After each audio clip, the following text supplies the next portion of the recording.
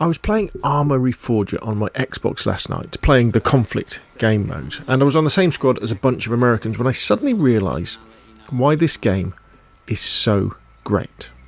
I suddenly realised why Arma Reforger is so similar to DayZ, if not in the actual gameplay mechanics, but in the type of fun and experience you'll have.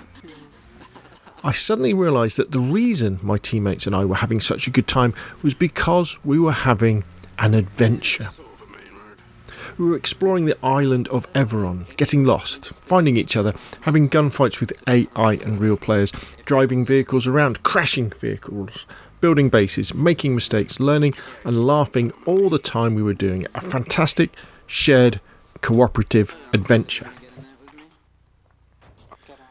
But I'm getting ahead of myself. Let's take a few steps back and start again.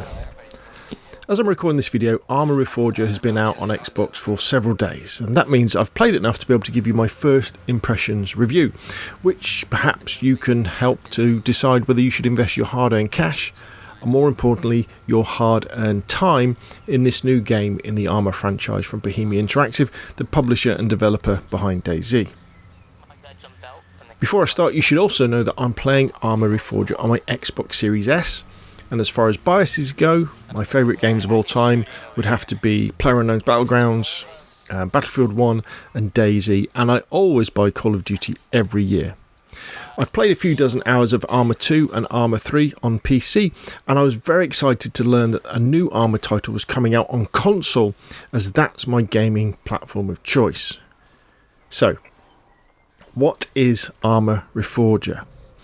It's an early access beta game preview release at a budget price. This is not Arma 4. It's rather a test environment for the devs to try out how their new game engine, Infusion, is working in a live environment. It's a small taster of what Arma 4 will be like.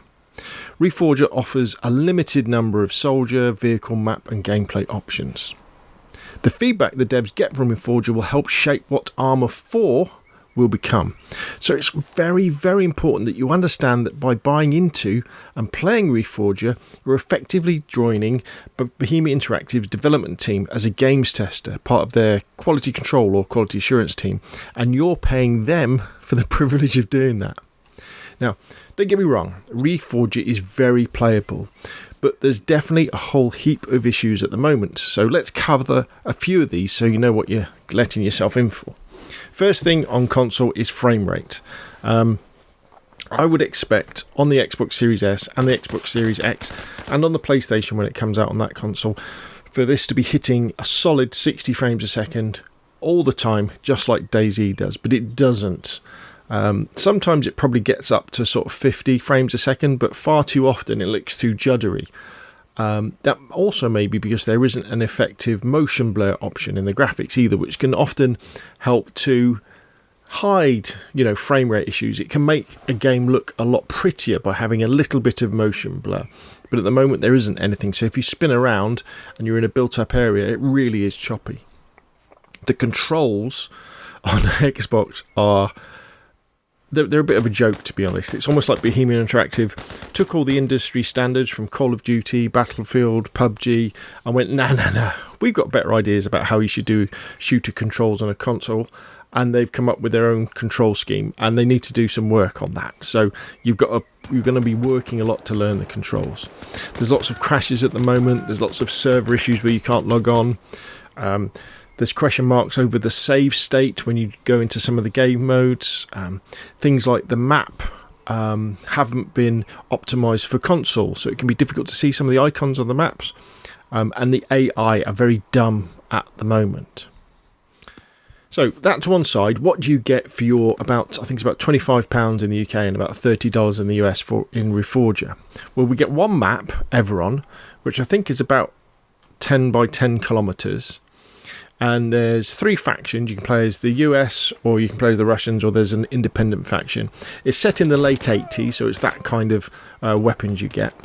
There's quite a few different soldier types, from officers to snipers, but vehicles are very limited. All we get some jeeps, we get quite a few trucks.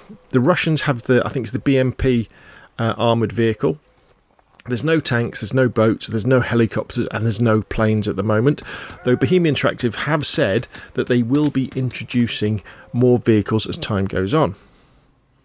As far as game modes go, you get Capture and Hold. Now, Capture and Hold is actually the first kind of official mod that's come out of Bohemia Interactive. Basically, it's domination, played on a large map. So you might have 3 objectives, you might have more depending on which map you're playing on.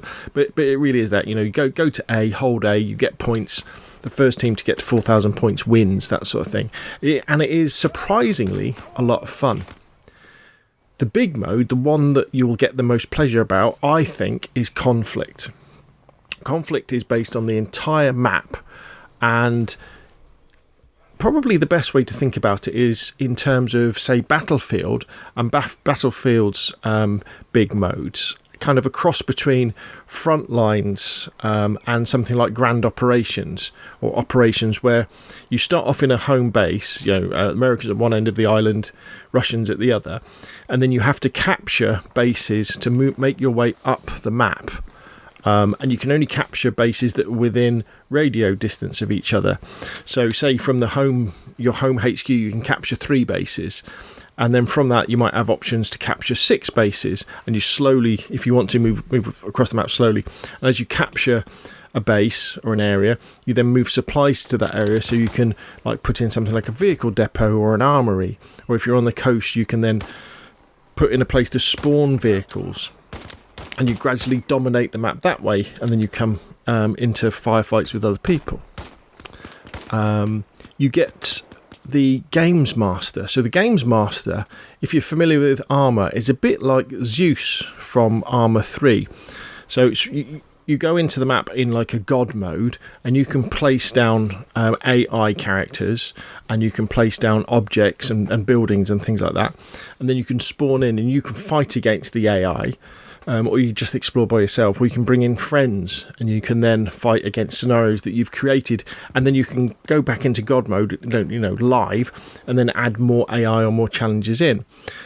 It very, very good, and the first time you probably use the Games Master on console, you'll be like, oh my gosh, we really haven't had anything like this on console before. If you're familiar with DayZ and the DayZ editor on PC, it's very kind of similar to that sort of experience of flying around the map and spawning stuff in. And that kind of feeds in to the tools that we are being given to develop scenarios and different game modes for Reforger. And these are the infusion tools, but they're only on PC. And at the moment, they're a bit complicated to use. But already, what you can see is if you go into the workshop, there's lots of mods that are being put in and scenarios, and the game's only been out for a few days. So what I would expect to see is these infusion tools will gradually get easier to use. Eventually, we will get something like the Eden editor for Arma 3, if you're familiar with that, where you'll be able to create whole scenarios and missions and campaigns within a 3D editor, which you can then export as a scenario that other players can play. And as I've just mentioned, the workshop, this is really the heart of Arma 2 and Arma 3 and now Arma Reforger. And what Bohemia Interactive have done with their workshop is they brought all the mods in-house. So for Arma 3, for example, if you wanted to have a mod, you had to publish it on Steam.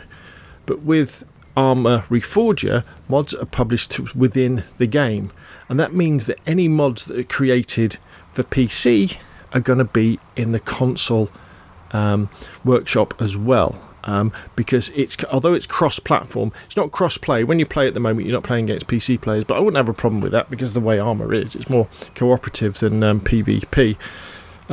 But it means that the number of different modes, number of different scenarios, the number of different mods. And if you're thinking, what on earth are you talking about, Rob? It goes from everything from someone creating like a different gun that you could play with in the game, to doing something like infinite stamina in the game, a more detailed map in the game, to actually having whole scenarios where it would be like a single player campaign or a co-op campaign out of something like Battlefield or Call of Duty, where you'd be fighting your way through trying to achieve objective as you're moving around the map. And I think it's exploding at the moment, and it's going to get even better. So that's kind of the technicalities to one side. So what's it like to play? Well, as I said already, the controls are really tricky. on console. It takes a bit of getting used to. Lots of them don't make sense, and at the moment you can't customize the key bindings on the controller either, so you're kind of stuck with the way that they're doing it. There's also a big lack of instructions about what you should be doing a lot of the time. And the closest thing I can say is, if you've played DayZ, think back to the first time you played DayZ and what it felt like. And I know for me, the first time I played DayZ, I was confused, I was annoyed, and I was like, what is this game? How can you not eat something out of a can of food? How can you have to put a can opener with it to get the food out? How can I be starving to death? Why do I have to put individual bullets in a magazine? Now, you don't have to do that, don't worry, in Arma Reforger, because it's not a survival game. But that feeling of confusion and annoyance, but also that feeling of when you finished on DayZ, you were like, well, I'm not sure if I really like that, but I know I want to play it some more. You have the same feeling with Reforger. So you'll play it and you'll be playing like capture and hold or domination. You'd be like, well, that didn't go very well. I didn't know where the friendlies were. I didn't know where the enemies were. I don't know the map yet, but I want to give it a go. You'll be playing the conflict mode, and you'll be like, well, I really haven't got a clue what I should be doing here. But you'll play it, and then you go, but I want to learn more. And that's the magic of these games from Bohemia Interactive. They are massive sandboxes that the more you learn about them, the more you can do and the more fun you have. And fun for me, is conflict. I think conflict was very difficult for me to get my head around to start off with. It's a massive mode where you have the whole island to play with. And as I say, you start off in a home base and you join a squad. And the most important thing you do is you start talking on the radio. And as soon as you start talking on the radio, you'll say, okay guys, what are we doing? And they'll say, okay, we're over here, or we got lost, we don't know where we are. You jump in a vehicle, you take them some supplies, you'll help them kill some AIs. And it's a good balance as well, conflict, because the way it works is you have these different bases all over the map. There's dozens and dozens of them, and to capture them you have to kill the AI that are there, the bots, and then you can capture that base, and then you can bring supplies to that base, you can build things around that base, and that makes it more useful to you. So you're not fighting real people all of the time. A lot of the time you're bumping into AI who man like checkpoints on the island, and that's really fun because they're not that difficult to kill. But if you're not careful and there's only one of you and there's a load of AI, they will kill you that way. But if you do die, you'll respawn in back at your home base or one of the coastal bases or something, or you can spawn in on another player if he's got a backpack radio, and then you're back into the action pretty quickly. And if you stay alive and you build things on objectives, your rank will then go up, which means that you can then spawn in things like better vehicles. So you could spawn in like an armoured vehicle, that sort of stuff. And I think if you enjoy DayZ, or you enjoy Battlefield, and you're willing to get on the mic and talk to people, you will have a blast in Reforger. Imagine DayZ, but with specific objectives that you and your mates could do, because that's what you do in conflict. Some people, they could just simply drive supply trucks back and forth, delivering supplies to different bases.